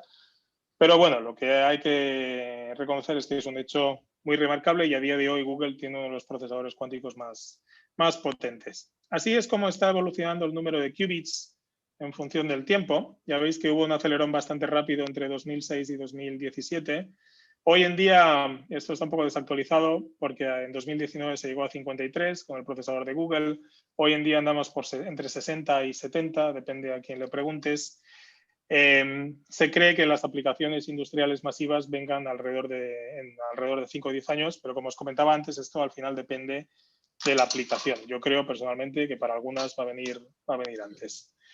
También se está pensando en cómo se va a poder escalar un ordenador cuántico, de modo de que podamos tener una tecnología pues, mucho más masiva. Porque es muy difícil construir un ordenador cuántico, y esto nos lo he explicado. Es muy difícil tecnológicamente construir un ordenador cuántico porque los sistemas cuánticos son muy frágiles. Enseguida interactúan con el entorno y decaen y se pierden las propiedades cuánticas. Por eso tienen que estar enfriados a muy baja temperatura, tienen que estar aislados mucho y es muy difícil tener ese nivel de control tecnológico y por eso se ha tardado tantos años en tenerlo, porque ha sido realmente un reto experimental pues muy grande, ¿no? Hoy en día, de cara a escalar lo que son los procesadores cuánticos y poder tener procesadores cuánticos más grandes, se está pensando en tecnologías para conectarlos en paralelo. Lo que os decía antes del rack de los de Alpine Quantum Technologies, pues bueno, se han empezado a hacer experimentos en donde se conectan distintas trampas de iones mediante fibra óptica. Esto también se está haciendo en Innsbruck, de modo que en lugar de construir, digamos, un procesador cuántico de 100 qubits, que puede ser muy costoso experimentalmente, pues bueno, una opción podría ser construir 2 procesadores de 50 y conectarlos mediante fibra óptica de alguna manera, ¿de acuerdo? Esto es una tecnología que se está empezando a desarrollar hoy en día y de funcionar, que yo creo que tiene buena pinta, es la que podría llevarnos bueno, pues realmente a una escalabilidad completa de los procesadores cuánticos. Esto podría ser lo que nos falta para poder tener procesadores cuánticos con miles o incluso millones de qubits, pero bueno, ya se verá. ¿Quién ofrece computación cuántica hoy en día? Pues bueno, está D-Wave, como ya os decía, compañía canadiense que ofrece procesadores cuánticos del tipo Annealer. Este es el ordenador cuántico, es una caja negra. Dentro está esto que se parece a lo que os he explicado al principio, es un refrigerador. Aquí abajo es donde se pone el circuito enfriado a 1000 Kelvin. IBM también utiliza el mismo tipo de tecnología, de nuevo el mismo tipo de refrigerador. Aquí abajo es donde ponen el procesador. Rigetti, como ya os comentaba antes, esto es un ex IBM que se fue a San Francisco y se montó su propia compañía. También utiliza el mismo tipo de tecnología. Ellos no dicen que tienen el procesador cuántico más potente todavía, pero sí que dicen que tienen el más bonito. Os dejo que lo juzguéis vosotros. La verdad es que es bastante chulo, ¿no? Así redondo y tal. Pero bueno, ya veis que todo se parece mucho. Es el mismo tipo de tecnología. Xanadu, la que está fabricando procesadores cuánticos fotónicos utilizando láseres, que os decía antes. Y IonQ, esta es la compañía que os comentaba antes de trampas de iones, que está en Estados Unidos. Han logrado tener un procesador cuántico muy potente. Y últimamente ha salido mucho en las noticias porque ha sido la primera compañía de computación cuántica, y en particular de hardware, que ha salido a bolsa. Ha salido a bolsa con una valoración de, agarraos, 2 billones con B de dólares. ¿De acuerdo? Ellos tienen un procesador de entre 8 y 11 qubits que es accesible para algunas compañías. En concreto, están fabricando a finales de año. Ellos quieren tener un procesador bastante más potente que pueda competir con IBM y con Google. Yo creo que la tecnología que tienen está realmente muy bien. Y desde luego ahora mismo, bueno, les han inyectado dinero para aburrir. Así que las perspectivas pues son buenas. Y a aplicaciones industriales, y con esto termino, finanzas. El campo de las finanzas está lleno de problemas duros matemáticos, predecir el mercado de valores, optimizar una cartera de inversión, evaluar un riesgo no sé, de un seguro, etcétera, etcétera. Todos estos problemas son muy duros matemáticamente. Hay muchos matemáticos, científicos, físicos e informáticos e ingenieros que están trabajando dentro de bancos para optimizar y maximizar los retornos de, digamos, planes de pensiones. Utilizan algoritmos como los que os he explicado aquí, de optimización, de aprendizaje automático, de redes neuronales, de Monte Carlo, etcétera. Y bueno, pues en todos estos campos se puede aplicar la computación cuántica. Aquí os explico un par de casos de uso de éxito en los cuales he estado involucrado personalmente, precisamente, con BBVA y con Bankia, sobre optimizar carteras de valores con datos reales. En un caso con 52 activos, en el otro con 58. Esto salió, pues bueno, salieron un par de artículos hace poco que tuvieron bastante repercusión. A los de D-Wave les gustó mucho, incluso llegaron a hacer, pues bueno, en fin, un documento sobre el tema que os invito a que lo miréis. Esto está en la página de D-Wave. Y hoy en día se puede incluso llegar a optimizar todo el índice de SP500, que incluye las 500 compañías más importantes de Estados Unidos en el índice, en la bolsa de Estados Unidos. Esto lo estamos, a nivel de una startup en la que estoy involucrado, que es Multiverse Computing, lo estamos paquetizando en un producto que se llama Singularity y dentro de poco pues va a estar disponible.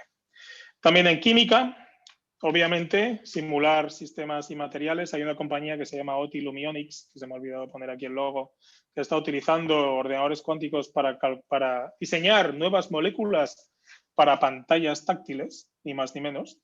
Y bueno, está teniendo mucho éxito. Esto de aquí de la izquierda es de OT Lumionics utilizando D-Wave. Lo de la derecha es de la gente de IBM.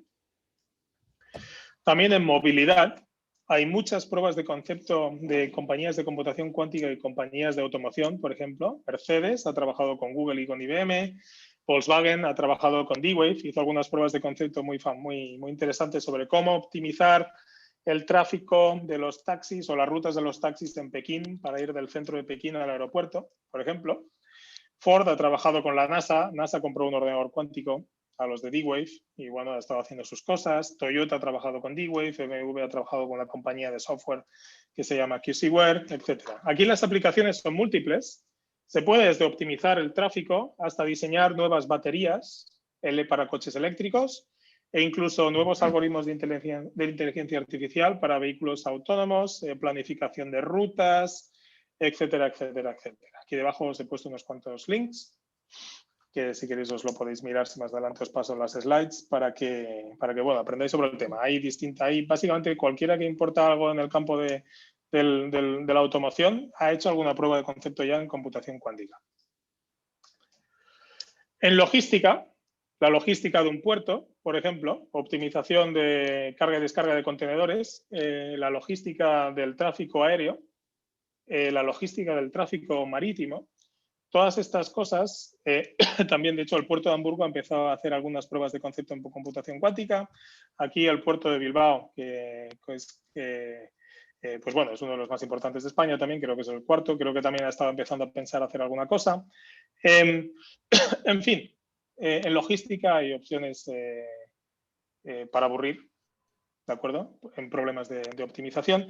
Y bueno, si os interesa, está este artículo que salió hace poco en el Nature Reviews, es una publicación científica muy interesante, que salió pues, el año pasado, en donde hace un poco un resumen de todo el panorama de aplicaciones industriales que se está abriendo en computación cuántica. Es realmente apasionante. Creo que me he dejado uno, por cierto, exacto, este de aquí, que es ciberseguridad. No os lo he comentado, pero este también es muy importante. Por supuesto, si somos capaces de hackear las redes criptográficas, tenemos que ser capaces también de asegurarlas de alguna manera. Entonces, en ciberseguridad también hay aplicaciones. Está todo el tema de criptografía cuántica, que es algo sobre lo que yo no os he hablado. Cómo hacer criptografía incondicionalmente segura ante ataques. El tema de la criptografía post-cuántica, es decir, qué algoritmos de cifrado vamos a utilizar en criptografía que sean resistentes a ataques de ordenadores cuánticos. El Congreso de Estados Unidos y el NIST está desarrollando un nuevo estándar, precisamente, en estos últimos meses. Algoritmos de inteligencia artificial cuántica para detectar amenazas, para detectar anomalías, para hacer filtros de spam, para detectar viruses, etcétera. Todo esto se puede hacer y con computación cuántica se puede hacer de forma más eficiente. Os he puesto aquí una foto, que a lo mejor está bien terminar un poco con esto, sobre criptografía cuántica. Esto se está haciendo hoy en día con satélites. Los chinos, por ejemplo, mandaron un satélite al espacio y mandaron dos partículas entrelazadas cuánticamente, una a Pekín, otra a Viena. Entre ellas se estableció un canal cuántico y de este modo se consiguió hacer criptografía cuántica entre Pekín y Viena, ¿no? Hay planeado lanzar una red de satélites de criptografía cuántica en el futuro. Esto es algo que va a pasar bastante pronto, creo. Y bueno, en fin, es muy emocionante. Y nada más, con esto quería terminar. El landscape, lo que es el panorama de aplicaciones en computación cuántica, como podéis ver, es interminable. Y bueno, espero humildemente haberos dado un poco una perspectiva de lo que es la computación cuántica, de por qué creemos que va a cambiar el mundo como lo conocemos y cuáles van a ser las aplicaciones más a corto plazo y también algunas de las que vendrán más adelante.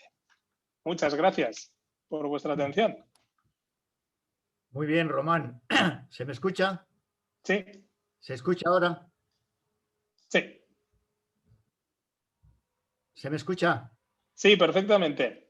Román, sí. Bueno, muchas gracias a ti por la extraordinaria presentación de este nueva visión de la computación, sin lugar a dudas. Y aunque no pude intervenir al principio porque por alguna razón se desconectó el micro, lo que sí puedo decir es que esto solamente es una primera introducción del mundo cuántico. Es una cultura que de alguna forma tenemos que ir adquiriendo y en cuanto sea posible haremos una jornada presencial en el Instituto de la Ingeniería con la participación de los actores más relevantes dentro del mundo de la computación cuántica.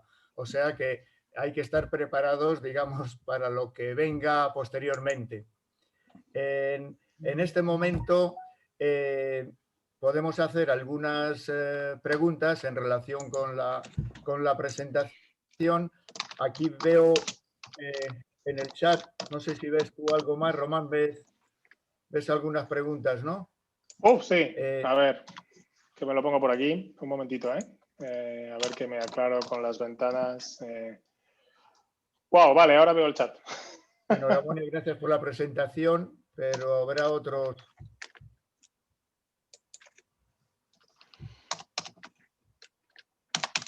¿Los ves tú ahí? Sí. Bueno, muchas gracias. Si tenéis preguntas, me la podéis directamente hablar por aquí si podéis o me la podéis escribir en el chat. lo que queráis. No sé cuál es el plan. ¿Será posible? ¿Cómo estamos en España en este campo? Bueno, un poco tú te has referido a los aspectos en general. ¿Podías hacer algún resumen de cuál Sí. es, digamos, la potencia tecnológica que en este momento podemos tener en España? Sí, a ver, en comunicaciones cuánticas sí que es cierto que se han hecho cosas, en comunicaciones cuánticas, como por ejemplo criptografía. Creo que Telefónica también anda ahí haciendo sus cosas. En computación cuántica, claro, el hardware es bastante costoso de fabricar, entonces están empezando a salir algunas iniciativas. Sé que hay gente en Barcelona que está trabajando en fabricar un procesador cuántico. Hay una iniciativa que se llama Kilimanjaro, que tiene muy buena pinta. Luego, en el tema de algoritmos cuánticos, pues hay multitud de grupos en España. Estamos entre los más creativos, aunque no os lo creáis. En Barcelona hay algunos grupos muy potentes. En la academia, también en Bilbao, en Madrid, en San Sebastián, donde estoy yo, por supuesto. También hay startups que están, bueno, hay más sitios, ¿no? También hay startups que están saliendo alrededor. Esta que os comentaba, en la que estoy involucrado, también en Barcelona, en Bilbao, etcétera. En fin. En el panorama de hardware está más difícil, pero yo creo que se están empezando a tomar algunas iniciativas, y en el de software, pues modestia aparte, yo creo que estamos entre los mejores del mundo ahora mismo. Pero bueno, en fin, hace falta ganas y, por supuesto, pues financiación, claro. Sí. Te quería yo hacer particularmente presentar una cuestión más de tipo tecnológico básico, digamos. Evidentemente nosotros tenemos que manejar nos tenemos que manejar dentro de nuestro mundo, que es el mundo de los bits clásicos. ¿Cómo es la interfaz entre el mundo clásico y el mundo cuántico? O sea, por ejemplo, imagínate que tenemos este ordenador y queremos hacer un proceso suficientemente avanzado, y para eso tenemos que hacer una interfaz con el mundo cuántico. Todos los sistemas, cuando van evolucionando, siempre van siendo compatibles con lo de atrás. Lo de atrás, digamos que no desaparece tan inmediatamente. ¿Cómo es esa interfaz? Eso por una parte. Y por otra parte, cómo es el control o la sincronización de los procesos. Este ordenador que tenemos delante tiene unos timings muy, muy precisos, y cuanto más rápido es, mayor precisión requieren para que todos los procesos que se están desarrollando y que nos permiten comunicar ahora se sincronicen. Serían esas dos cuestiones. Uno, la interfaz clásica cuántica, y el segundo, la sincronización de todos estos procesos que van en paralelo, pero requerirán una sincronización. Sí. Afortunadamente, hace 5 o 10 años nos teníamos que preocupar mucho de eso. Hoy en día casi no hace falta, porque estas compañías que os comentaba antes, IBM, Google, D-Wave, etcétera, esto ya lo han hecho. Y a día de hoy, un ordenador cuántico, la forma en cómo se programa es tú, desde tu casa, con tu ordenador, por ejemplo, con mi portátil, te bajas las librerías en Python, por ejemplo, que es un lenguaje de programación que se está convirtiendo en una especie de estándar, para programar el ordenador cuántico de IBM, ni más ni menos, y tú te lo programas. Hay una serie de librerías donde pones instrucciones, pues este qubit tal, el otro cual, y ahora hago esta puerta, la otra, y te programas un circuito cuántico. Y esto lo han hecho muy sencillo, se puede hacer en Python, se puede lanzar este código en la nube. Se lanza en el ordenador cuántico de IBM, ellos lo reciben allí, en fin, tiene una especie de software que directamente te hace la traslación al lenguaje de lo que necesita el sistema de control, ¿de acuerdo? Es decir, la interfaz es muy simple, simplemente programar en Python. Y luego el sistema de control físico, una vez allí, creo que esto lo pasa a otro lenguaje de programación más complejo, que creo que se llama Lisp, que es el que utilizan para controlar los sistemas físicos directamente. Y directamente eso es lo que opera en el sistema físico, ¿de acuerdo? Pero todo esto, a día de hoy, eso ya se ha simplificado, eso ya no lo ves. Hoy en día, si quieres hacer aplicaciones de software para computación cuántica, es tan sencillo como saber programar y saber lo que se puede hacer con un ordenador cuántico, por supuesto, pero al final acaban siendo códigos como los que ejecutas en un ordenador convencional, simplemente que las funciones que llamas son otras, porque lo que puedes hacer son otro tipo de cosas, ¿de acuerdo? El control de los procesos específicos, pues bueno, esto ya depende de cada tipo de hardware en cuestión. Eso sí que ahí ya es muy complicado. Pero bueno, ahí los equipos en particular de cada proveedor de hardware pues lo harán de una manera distinta, de una manera u otra. Sí, hay una cuestión en dos de las preguntas referida a los algoritmos. Sí. Una de ellas pregunta si se puede crear un algoritmo estándar que en principio valiera un poco para todo, o tienen que ser específicos por sí mismos, tal y como están concebidos.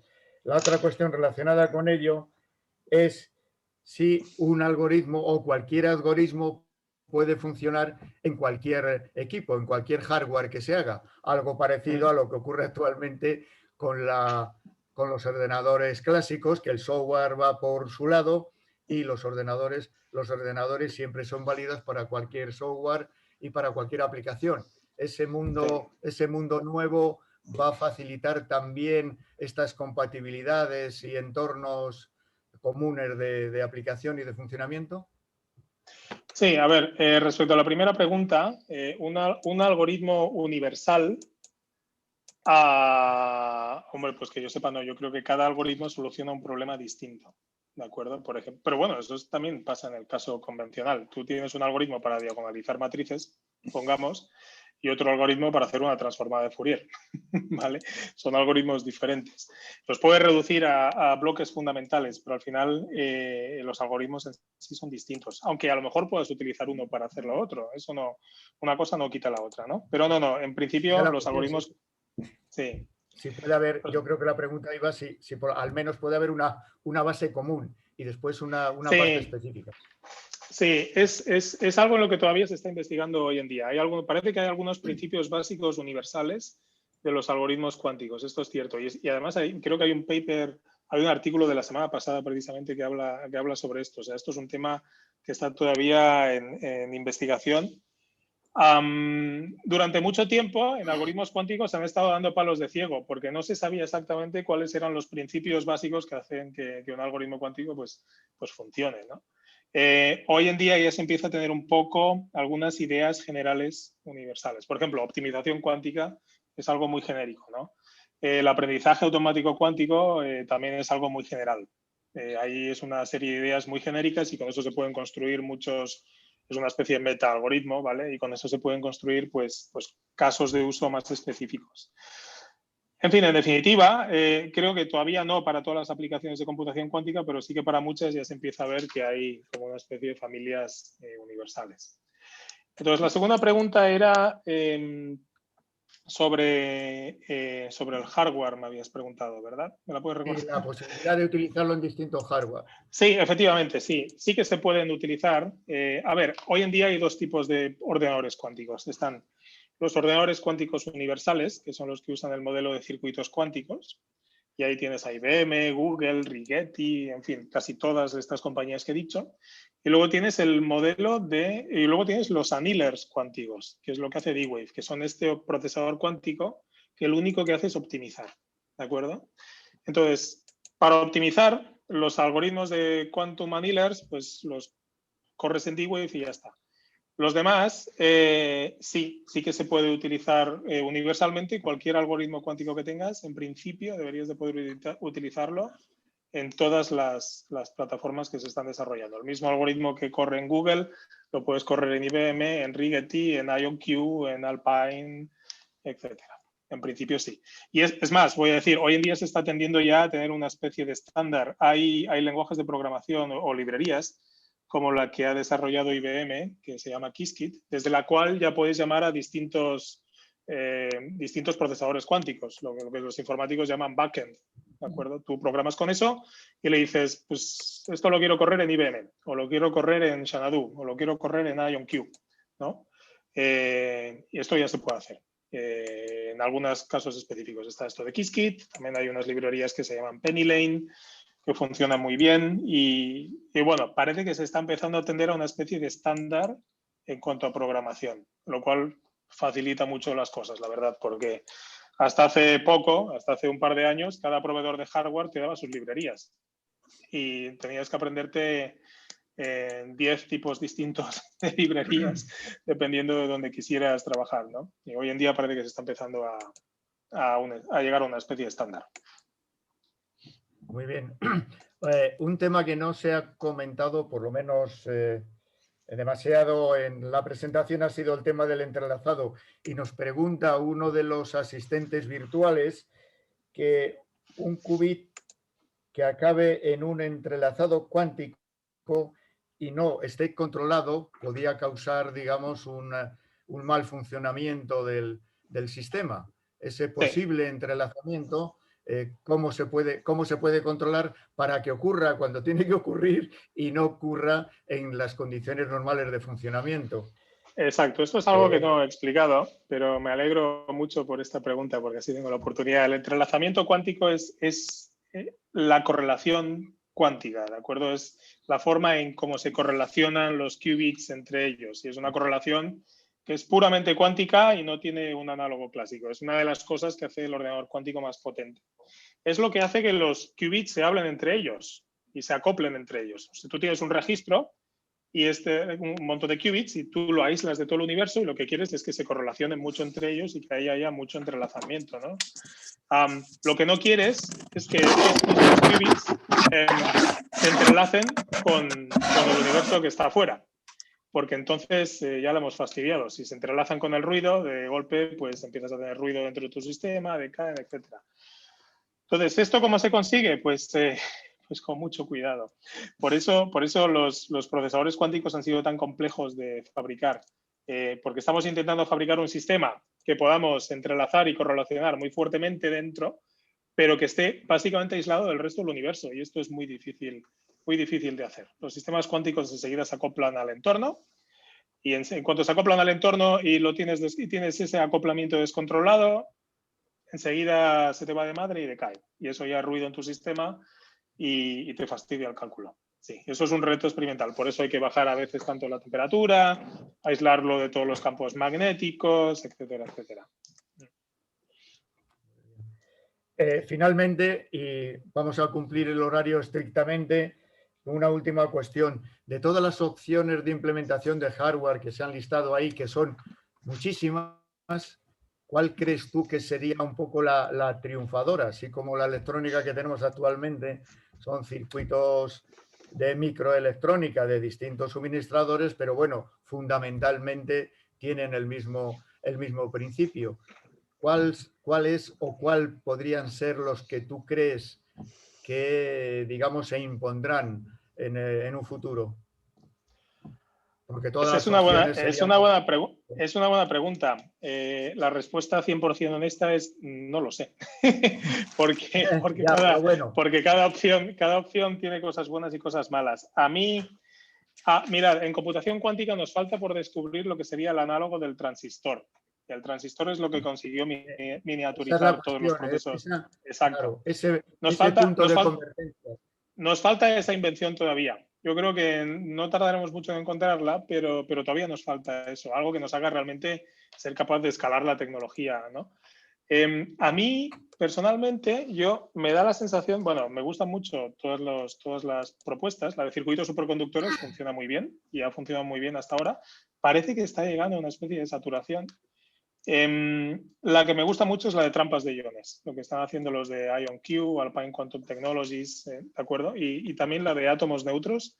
Esta también me gusta mucho porque, bueno, yo creo que tiene una serie de ventajas respecto a la de los circuitos. La conectividad es mejor, los tiempos de coherencia son más largos, etcétera. Luego puede que las operaciones sean un pelín más lentas, pero parece que es más robusto. A mí me da la sensación de que por ahí, en los próximos años, por ahí van a ir un poco los tiros. Y luego también me gusta mucho los sistemas ópticos. Los sistemas ópticos son muy limpios, la luz es muy limpia y bueno, yo creo que por ahí podría haber bastantes posibilidades también.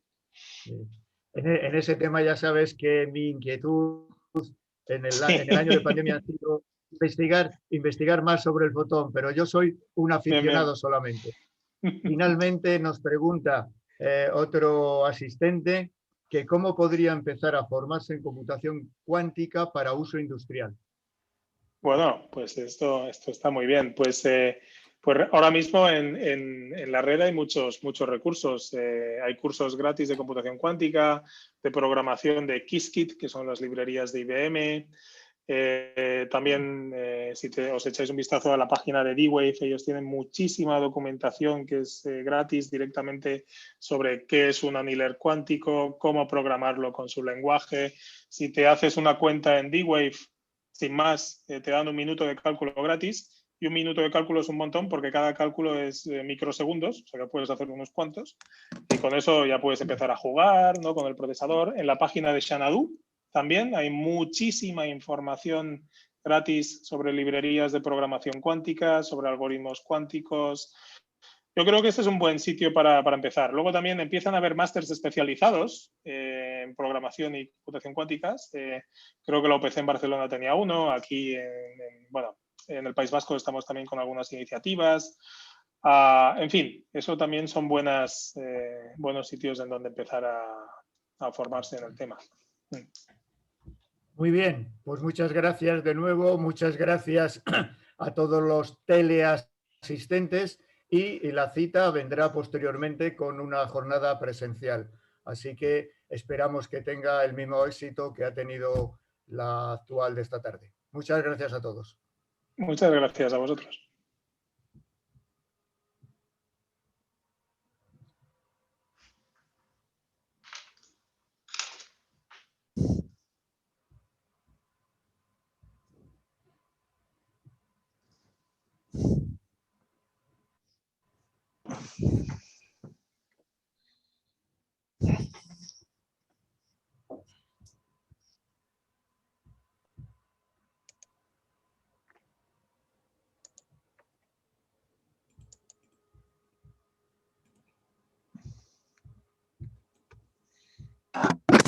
Bueno, pues nada.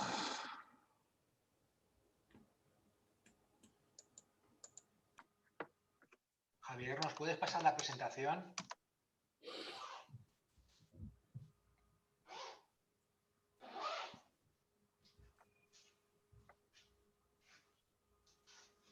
¿Es posible tener una presentación? Lucas, te espero en el Ateneo.